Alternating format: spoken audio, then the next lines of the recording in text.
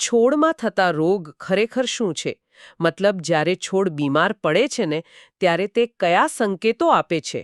હા, કારણ કે છોડ આપણી જેમ બોલી તો શકતા નથી. એકદમ સાચી વાત.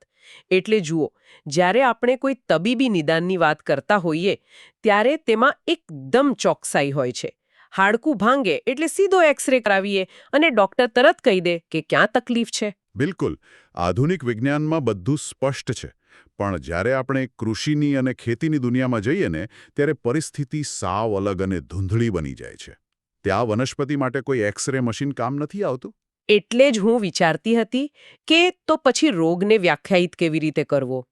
કારણ કે મેં આ બધું વાંચ્યું એમાં રોગને માત્ર કોઈ બેક્ટેરિયા કે ફૂગના સીધા હુમલા તરીકે નથી દર્શાવ્યો. ના ના, એવું બિલકુલ નથી.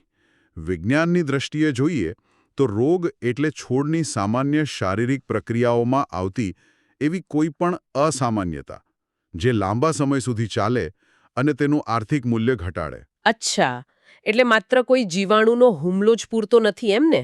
હા, રોગ થવા માટે મુખ્ય 3 બાબતોનું એકસાથે હોવું બહુ જરૂરી છે. એક તો સંવેદનશીલ નબળો છોડ, બીજું રોગકારક જીવાણુઓ અને ત્રીજું તેમને અનુકૂળ પર્યાવરણ. અરે વાહ!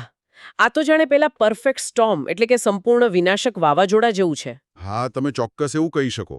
મતલબ કે જો હવામાં ખતરનાક જીવાણુઓ હોય પણ સામે છોડ એકદમ તંદુરસ્ત હોય અથવા વાતાવરણ ખૂબ સૂકું હોય તો રોગ નહીં થાય.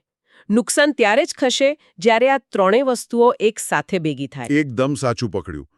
આંતરરાષ્ટ્રીય કૃષિ સંશોધનો પણ આ જ કહે છે કે વાતાવરણમાં ભેજ, તાપમાન અને જીવાણુઓની સક્રિયતા એક ચોક્કસ બિંદુએ ભેગા થાય ત્યારે જ આ પરફેક્ટ સ્ટોર્મ સર્જાય છે. તો જ્યારે આ પરફેક્ટ સ્ટોર્મ ત્રાટકે છે ત્યારે છોડની બહાર તેની અસરો કેવી રીતે દેખાય છે? સૌથી સામાન્ય લક્ષણ પહેલા પાંદડા પર પડતા દાગ છે. મને પહેલા એવું લાગતું કે આ માત્ર કોઈ રંગ બદલાયો છે. ના, એ માત્ર રંગ પરિવર્તન નથી. દાગ એટલે એવો મર્યાદિત વિસ્તાર જ્યાં છોડના કોષો ખરેખર મરી ગયા છે. જીવાણુઓ ખાસ પ્રકારના ઉત્સેચકો છોડે છે જે કોષોની દિવાલ તોડી નાખે છે. ઓહ, એટલે એ ભાગ સાવ મરી જાય છે. હા, પરિણામે તે ભાગ ભૂરો કે પીળો પડી જાય છે. પણ નવાઈની વાત તો એ છે કે એક જ છોડ પર એકસાથે અનેક અલગ અલગ પ્રકારના દાગના રોગો જોવા મળી શકે છે. બાપ રે! અને જો આ દાગ વધતા જાય તો પેલું ચીમડાઈ જવું શરૂ થાય છે ને? મેં જોયું છે કે ક્યારેક આખા ફૂલ કાળા પડીને સાવ કોહવાઈ જાય છે, જાણે આગથી બળી ગયા હોય એવું લાગે. બિલકુલ, આ ચીમડાઈ જવાની પ્રક્રિયા ખૂબ જ ઝડપી હોય છે. સંક્રમણ એટલી તેજીથી ફેલાય છે કે પેશીઓ ઝડપથી નાશ પામીને કાળી પડી જાય છે. એટલે છોડને બચાવ કરવાનો કોઈ સમય જ નથી મળતો એમ ને? હા, અને આની સીધી અસર છોડના પ્રજનન અને ફળ ધારણ કરવાની ક્ષમતા પર પડે છે. આ તો પાંદડા અને ફૂલની વાત થઈ, પણ રિસર્ચ પેપર્સમાં મને સૌથી ડરાવણી બાબત પેલા રોગો લાગ્યા, જે છોડને મૂળમાંથી જ ખતમ કરી નાખે છે. હા, તમે પેલો ભીનાશથી થતો નાશ એટલે કે ડેમ્પિંગ ઓફ વિશે વાત કરી રહ્યા છો. હા, બસ એ જ. નર્સરીમાં આ બહુ થાય છે એવું મેં વાંચ્યું. આ ખરેખર શું છે? નર્સરી કે રોપા ઉછેર કેન્દ્રમાં આ સૌથી ઘાતક ખતરો છે. પાયથિયમ કે ફુઝેરિયમ જેવી ફૂગ જમીનમાં પહેલેથી જ હાજર હોય છે. જ્યારે બીજ અંકુરિત થાય ત્યારે તેમાંથી કેટલાક રસાયણો મુક્ત થાય છે અને આ ફૂગ એની ગંધ પારખી લે છે. અરે બાપ રે! એટલે એ ફૂગ સીધો હુમલો જ કરે છે?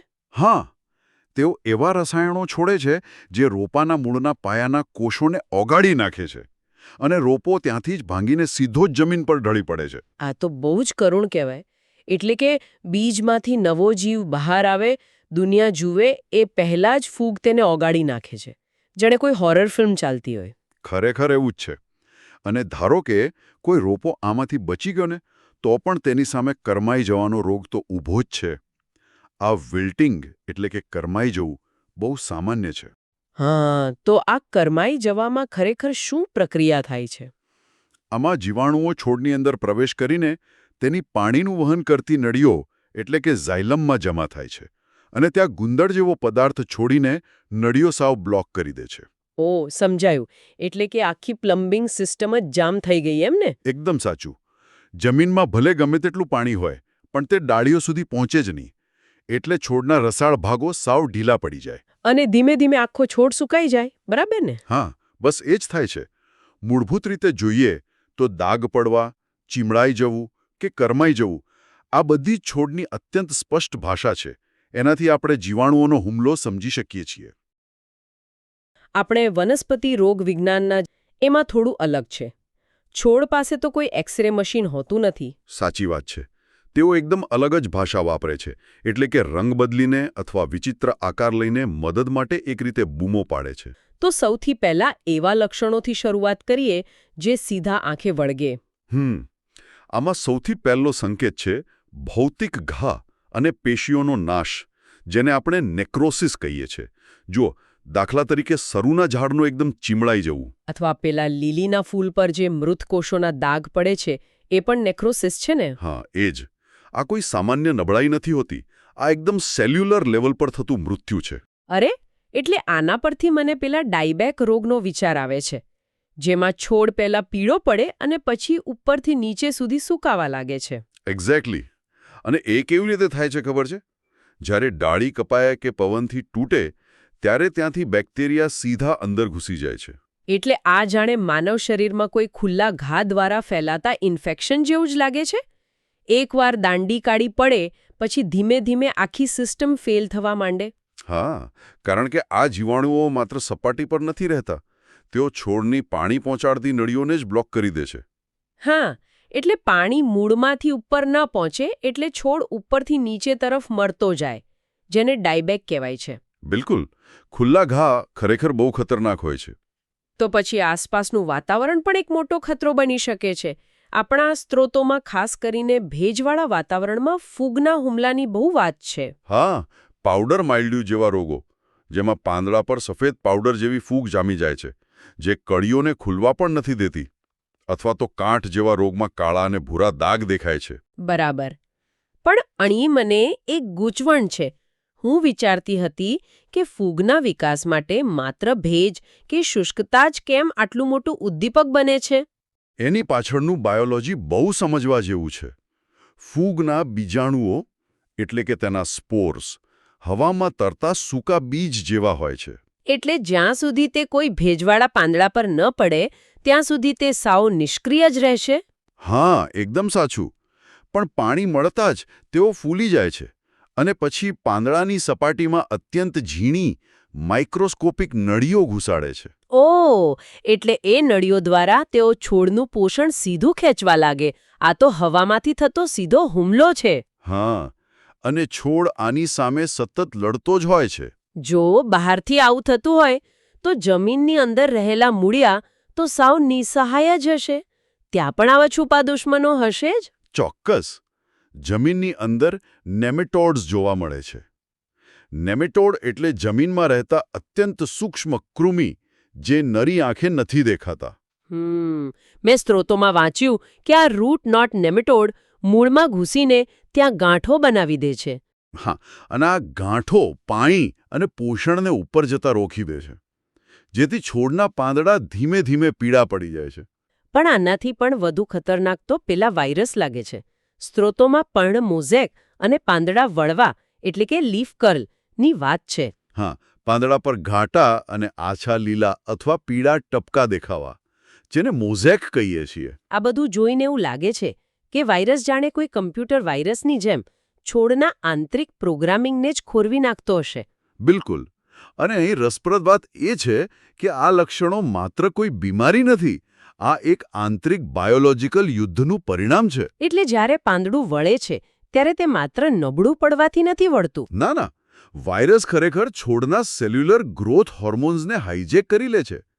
તે પાંદડાની એક બાજુના કોષોને બીજી બાજુ કરતાં વધુ ઝડપથી વધવા માટે મજબૂર કરે છે. અરે વાહ! એટલે આ અસમાન વૃદ્ધિના કારણે પાંદડું ભૌતિક રીતે મધ્ય શિરા તરફ વળવા માટે મજબૂર થઈ જાય છે. હા, આ એક આંતરિક સંઘર્ષની જ નિશાની છે જે છોડને અવિકસિત બનાવે છે.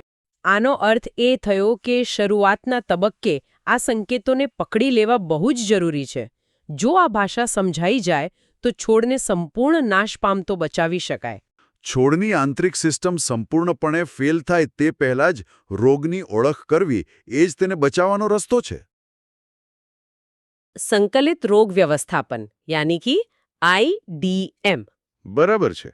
અને હું હંમેશા એવું કહેતો હોઉં છું કે આ સિસ્ટમની અથવા આઈડીએમની સૌથી મોટી ખાસિયત એ જ છે કે તે દુશ્મન પર સીધો હુમલો નથી કરતો.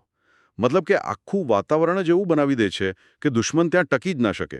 એટલે આ તો આર્થિક નુકસાન અટકાવવાની એક આખી રણનીતિ થઈ ગઈ. તો આ રણનીતિની શરૂઆત ક્યાંથી થાય છે? કારણ કે કોઈ પણ યુદ્ધ શરૂ કરતા પહેલા મેદાન તો તૈયાર કરવું જ પડે. સાચી વાત છે. તો મેદાન કેવી રીતે તૈયાર થાય છે? જો શરૂઆત થાય છે જમીન ખેડવાથી. આપણા સોર્સિસ એવું દર્શાવે છે કે માટીની અંદર અમુક ફૂગ, બેક્ટેરિયા અને પેલા નેમેટોડ્સ છુપાયેલા હોય છે. અને એક મિનિટ અટકાવું છું અહીંયા.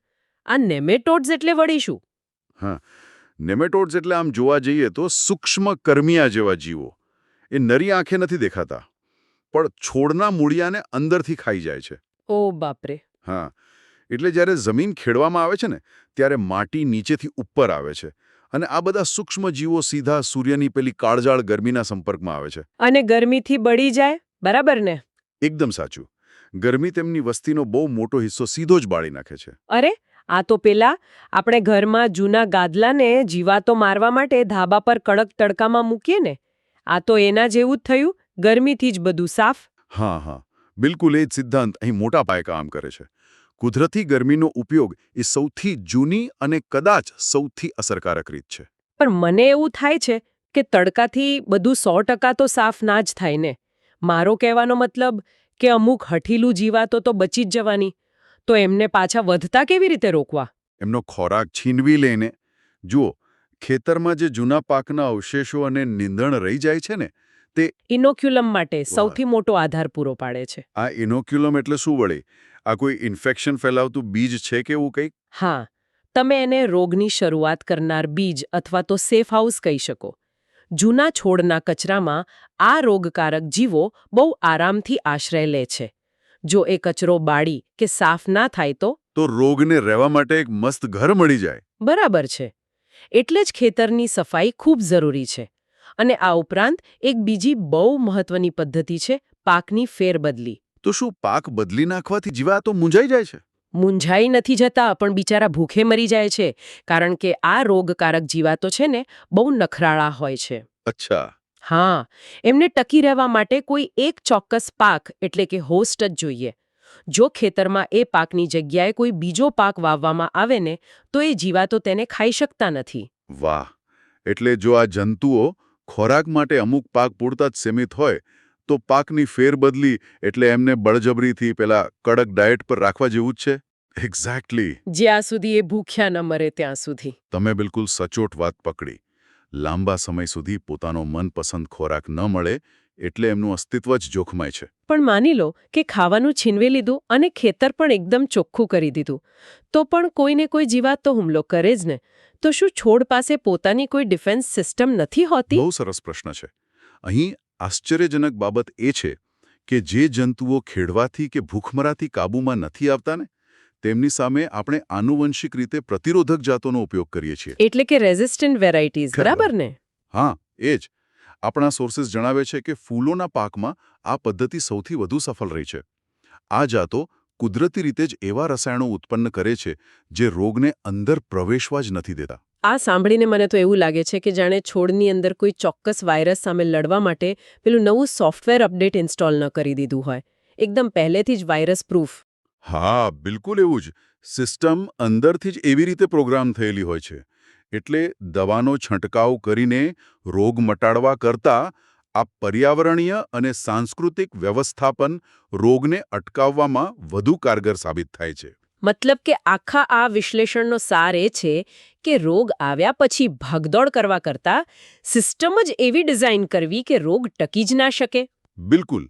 આ જ આઈડીએમનો મુખ્ય ઉદ્દેશ્ય છે કે ઝેરી રસાયણો પર આધાર રાખ્યા વિના, એટલે કે વાણવીથી લઈને લણણી સુધી પાકને કુદરતી રીતે કેવી રીતે બચાવી શકાય. રાઈટ. કે જુઓ, રોગ નિયંત્રણ એ કંઈ લણણી વખતે કરવાનું કામ નથી.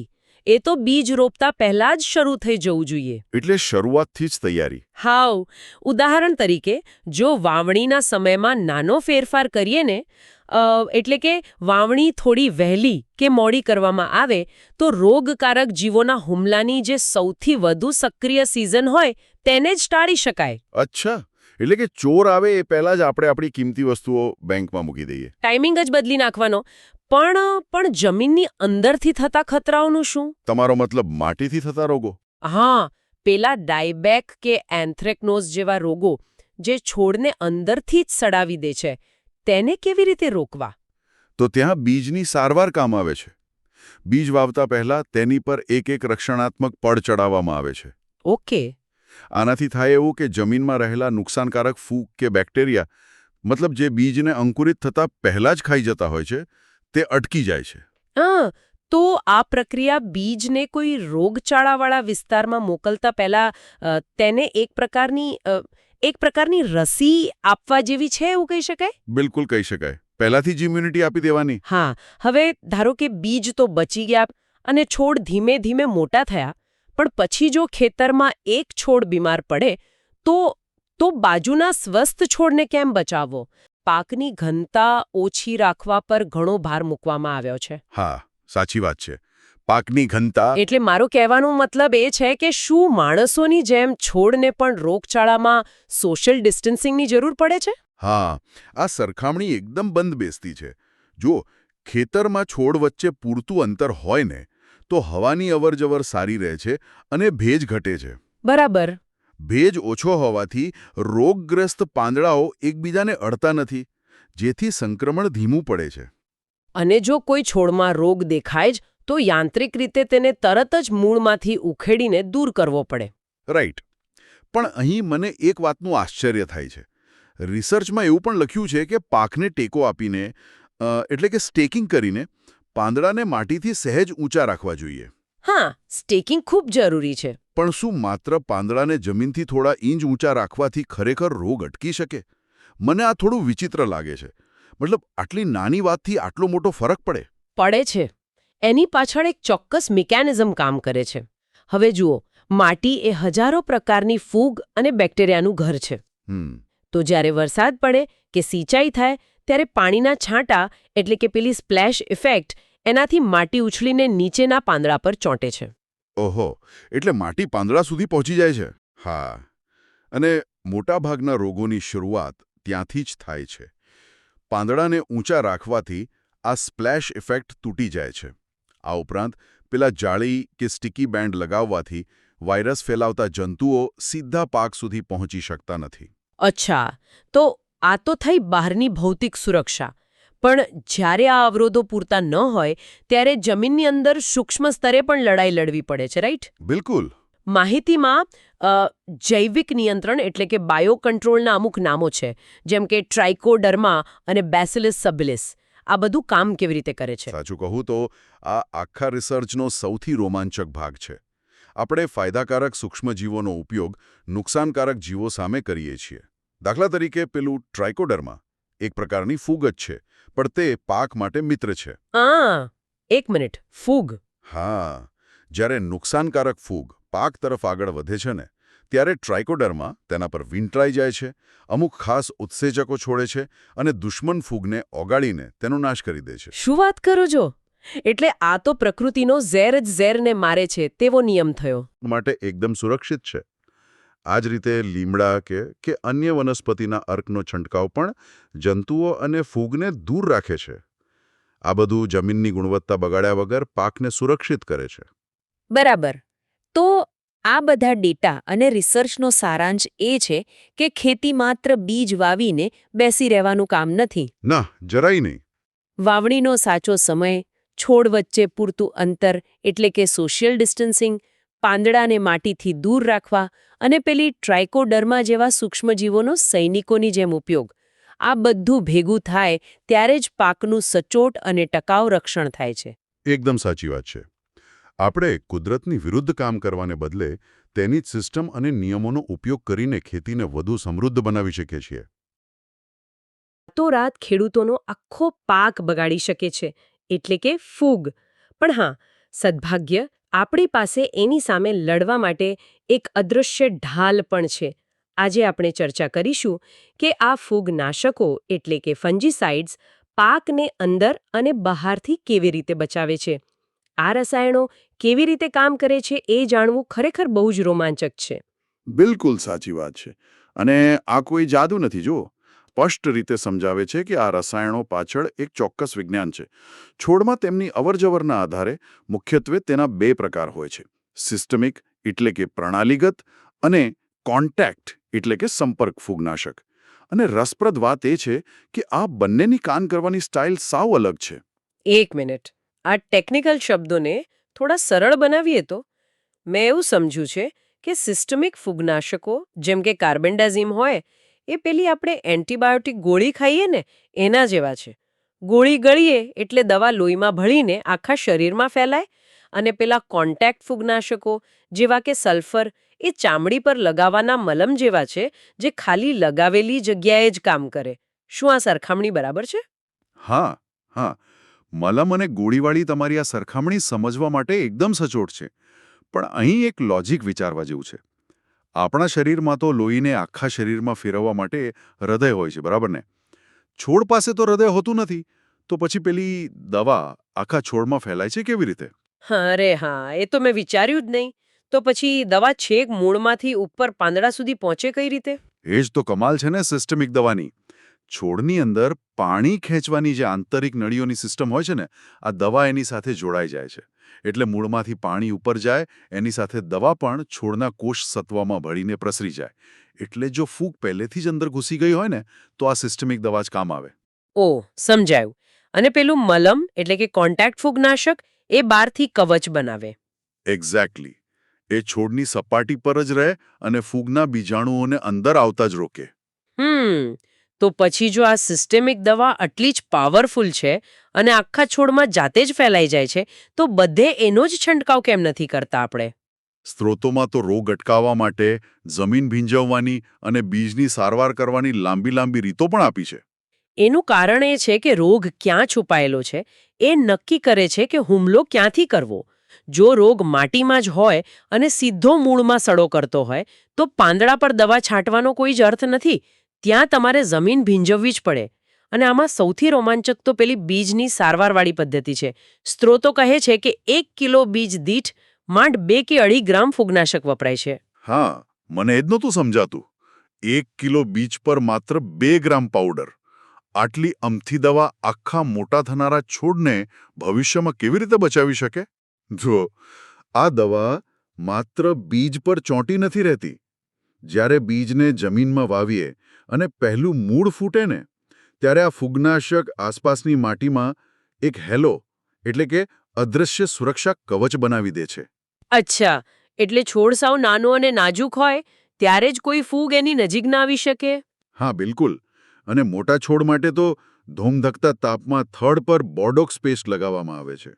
કારણ કે એ પેસ્ટ ખરાબ હવામાનમાં પણ ચીપકી રહે અને રક્ષણ આપે છે. વાહ, આ તો ખરેખર માઇક્રો લેવલનું પ્લેનિંગ કહેવાય. પણ બીજી એક વાત જે મને થોડી અલગ લાગી. પર્ણિયા રોગો માટે છંટકાવ કરતી વખતે ખેડૂતો ફૂગનાશકને જંતુનાશક દવાઓ સાથે ભેળવી દે છે. શું આ માત્ર ટ્રેક્ટરના આંટા બચાવવા અને મજૂરી ઓછી કરવા માટેનો કોઈ શોર્ટકટ છે? ના ના, પહેલી નજરે એવું જ લાગે કે આ પૈસા અને સમય બચાવવાની સ્માર્ટ રીત છે. પણ હકીકતમાં આની પાછળ બહુ જ જટિલ કેમિસ્ટ્રી હોય છે. તમે રસોઈ બનાવતા હો અને ખોટી વસ્તુઓ ભેગી થઈ જાય તો સ્વાદ બગડે ને, બસ એવું જ છે.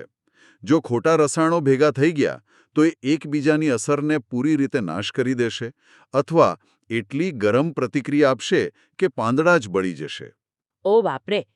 એટલે જ સ્ત્રોતો ખાસ ભાર મૂકે છે કે માત્ર સુસંગત દવાઓ જ ભેળવવી જોઈએ. ચોક્કસ. આ એક પરફેક્ટ કેમિકલ બેલેન્સ છે, માત્ર ખર્ચ બચાવવાની રીત નથી. આ આખી પ્રક્રિયા જમીનથી લઈને બીજ અને પાંદડા સુધી દરેક સ્તરે એક અલગ જ વિજ્ઞાન પર ચાલે છે. સાચી વાત. એટલે ફૂગનાશકો ખરેખર માત્ર દવા નથી, પણ ખેતી માટે એક બહુસ્તરીય અદૃશ્ય ઢાલ છે. બિલકુલ. આ સિસ્ટમ એ રીતે ડિઝાઇન થઈ છે કે છોડને બહારથી અને અંદરથી પૂરી સુરક્ષા મળે.